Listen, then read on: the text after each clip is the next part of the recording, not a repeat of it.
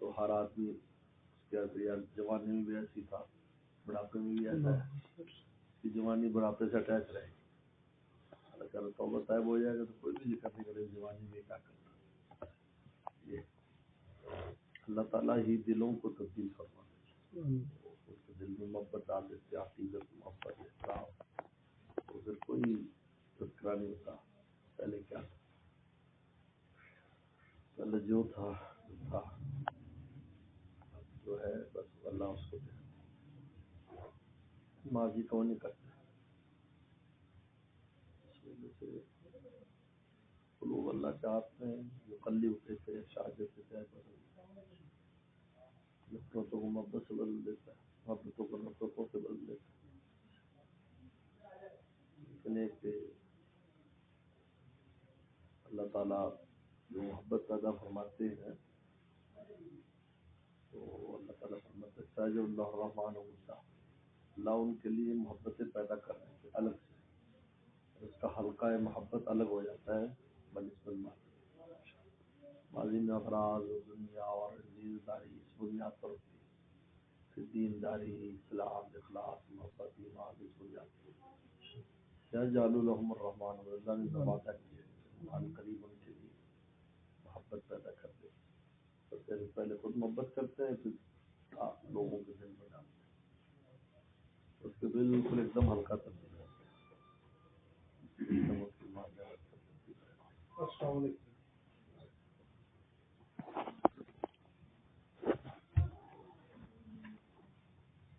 الرحمن اللہ اور بدھ جو ہے اللہ نے اپنے لیے لفظ بدھ استعمال کیا. بدھ کہتے ہیں بہت اونچے درجے کی محبت کا نام ہے. میں دور سے آتا ہوں جو گھنٹے بعد جانا تھا تو یہاں سے یہ لکھپت علاقے سے نکل کر جانا تو مرنے گاؤں میں گاؤں وہاں جاتا ہوں. ایسی فضاکاری وہاں پائی جاتی ہے. اللہ 100 موٹر سائیکل کو استقبالیہ میں لے کے جاتے ہیں 500 کلو تک آگے پیچھے. اس میں سندھی بھی ہوں گے، ان میں برمی بھی ہوں گے، بنگلہ دیشی بھی ہوں گے، ان میں پٹھان بھی ہوں گے، بلوچی بھی ہوں گے، ہر طرح پنجابی بھی ہوں گے، سب طرح وہ علاقہ. میں حیران ہو گیا جب پہلی دفعہ گیا دنیا یہ پورا ایک نیا کراچی ہے، لیکن تب جو ہے نا وہ غربت لوگ چھوٹے چھوٹے 2-4 بنگلے کے مکانوں میں اتنی محبت تو میں کا بھی. اب اس وجہ سے یہ عموم کی وجہ سے ہر طبقہ پہچانتا ہے کراچی میں. آپ کہیں چلے جائیں گے جی جی ہمارے یہاں کوئی مول صاحب نے ایک تصدیق لی کسی بڑے شہر تک بڑی مشکل سے پہنچا. انہوں نے کہا یہ مولانا جی صاحب آپ کیسے پہچانتے ہیں؟ ہمارے وہ ہے جی ہمارے ابا کے دوست ہیں یار ہم تو ان سے ان کا بیانات بڑی محبت سے سنتے ہیں، یہ ہے وہ ہے مجھے سے وہاں سے فون کیا کام کرتے اللہ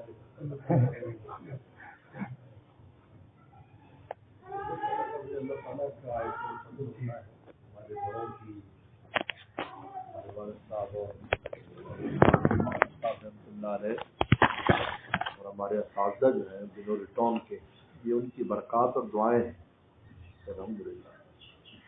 یہ والد صاحب نے فرمایا تھا اب میں یہاں سے گیا کہ دیکھو وہاں جہاں جا رہے ہو وہ سمندر ہے، اب سمندر پر تم چڑیا بن کے پانی پیو یا ہاتھی بن کے پانی پیو تم پر ہے.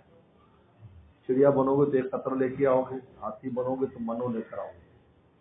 اگر دیکھنا ہاتھی بننا چڑیا نہ بننا. ہم نے اپنی جوانی گلا دی بزرگوں کے قدموں میں اور کتابوں میں، ان کی دعائیں ملی، ان کی توجہات ملی. آج الحمدللہ اس وقت تو ہمارا فوق نظر نہیں آتا فوراً، آج اس سے سامنا نظر آتا ہے. ہمیں خود حیرت ہوتی ہے، میں خود حیران ہوتا ہوں بھائی کہاں بھاول نگر میں رہنے والے اور کہاں ایک عالم میں اللہ تعالیٰ نے ہمیں پہنچایا.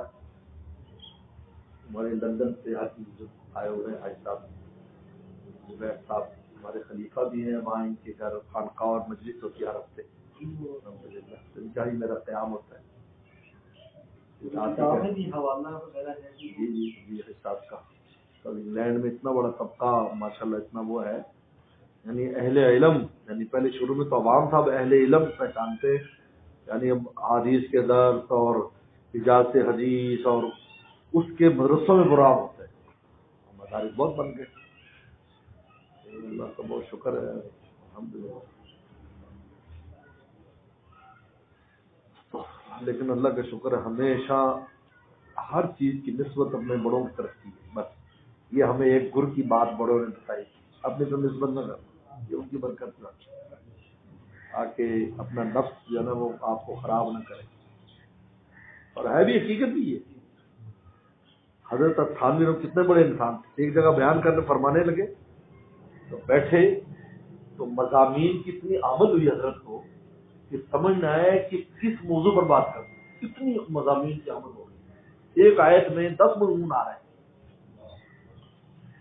تو تھوڑی بات کر کے ایسے کہ امداد، زور سے کہا، میں اپنے شیخ کو یاد کیا، امداد، خاموش ہو کر بیٹھے، پھر اس کے بعد بیان فرمایا، یعنی اتنے اونچے لیول پر جا کر بھی ہم نے آپ سے کہ یہ جو آج فیضان ہے میرے شیخ کی وجہ سے، امداد، یہ نعرہ مارا۔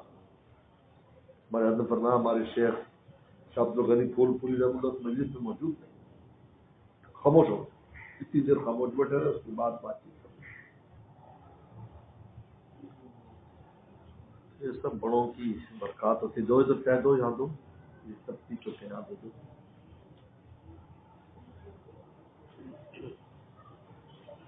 ادھر دو۔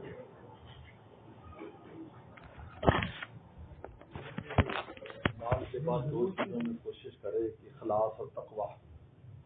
ایمان تو اللہ نے مفت میں دے دیا ہے، لیکن اخلاص اور تقویٰ کے اصول کے لیے محنت کرنی پڑتی ہے۔ اخلاص یہ ہے کہ صرف اللہ کی رضا کے لیے ہی ہر کام انجام دیا جائے، کوئی اور غرض شامل نہ کسی کی شکل، بلکہ یہاں تک لکھا ہے کہ یہ غرض بھی نہ ہو کہ اللہ کی نظر میں ہم اچھے ہو جائیں، یہ غرض بھی نہ ہو کہ اللہ کی نظر میں ہم بڑے بن جائیں، اچھے ہو جائیں، اتنا انسان گم ہو جائے اللہ کی رضا کے لیے کہ اس کو یہ بھی ہوش نہ رہے۔ مخلوق تو بہت دور کی بات ہے، خالق کی نظر میں بھی بڑے بننے کی نیت نہ کرے، تب اخلاص کی تصویر ہوتی ہے، رسول کو خوش کرنا ہے، یہ مقصد حیات ان کو خوش اور راضی کرنا بنانا۔ جب انسان یہ چیز درجہ کمال میں آتی تو مخلوق کی پرواہ نہیں کرتی، کہ آپ کی تعریف کرے، آپ کو برا کہے، اچھا کہے، اس کی پرواہ نہیں کرتی، نہ آدمی انہیں چکروں میں الجھا رہتا ہے پوری زندگی، مجھے یہ کہہ دیا، مجھے یہ کہہ دیا۔ اس لیے پیغمبر السلام کو اللہ تعالیٰ نے ارشاد فرمایا کہ تمہیں ان سے بہت ایذا پہنچے گی باتوں کی، سبح بحمد ربک، بس آپ تسبیح کریں، مخلوق تو آپ کے خلاف باتیں کرے گی اور آپ کو اس سے ایذا بھی پہنچے گی، لیکن آپ نے کیا کرنا ہے، اور سبح بحمد ربک، تسبیح بیان کرو، ذکر اذکار، آپ نے اللہ کو یاد کرنا۔ اور دوسرا تقویٰ ہے، گناہ سے بچنے کی کوشش، کوشش کا نام ہی تقویٰ ہے، ہر وقت بات کوشش کرے اس سے گناہ سے اپنے گناہ۔ ان دو چیزوں کا جب کمال آتا ہے تو پھر انسان میں کمال پیدا ہوتا ہے۔ اعمال ان دونوں کے تابع ہیں، اخلاص و تقوی کے تابع اعمال ہیں، کہ اعمال کی کثرت مطلوب نہیں، کیفیت مطلوب، کیفیت ان دو سے پیدا ہوتی ہے۔ قرآن نے کہ انما یتقبل اللہ من المتقین، عمل کس کا قبول ہوگا؟ متقین کا۔ اور کون نجات پائیں گے شیطان سے؟ الا عبادک من المخلصین، مخلص ہوئے جو مخلص۔ اعمال کی جان جو ہے وہ ایمان کے بعد دو چیزیں، اخلاص اور تقویٰ۔ تو تھوڑا عمل بھی ہو، 2 رکعت بھی ہو تو بہت ہے، تھوڑا ذکر ہو وہ بھی بہت ہے، ورنہ کثرت اذکار اور کثرت اعمال جو ہے ان میں اگر اخلاص میں کمی ہے یا تقوی میں کمی ہے تو وہ رنگ، وہ نتیجہ مرتب نہیں ہوتا۔ جتنے بھی اللہ تعالیٰ نے ہمیں نماز روزہ اعمال دیے ہیں ان سب میں اس کی بھی غرض یہی ہے، نماز پڑھتے پڑھتے مخلص ہو جائے، اللہ کے لیے کرنے لگے۔ جیسے حضرت نے لکھا ہے حاجی امداد معظم مکی رحمۃ اللہ علیہ کہ جب کوئی بھی عبادت کثرت سے کرتا ہے تو وہ پھر انسان کی عادت بن جاتی، پھر ریاکاری سے نکل جاتی، کرتے کرتے ریا کرتے شروع میں چاہے ریا کے پھر نکل جاتی ہے۔ اللہ تعالیٰ عمل کی توفیق عطا فرمائے۔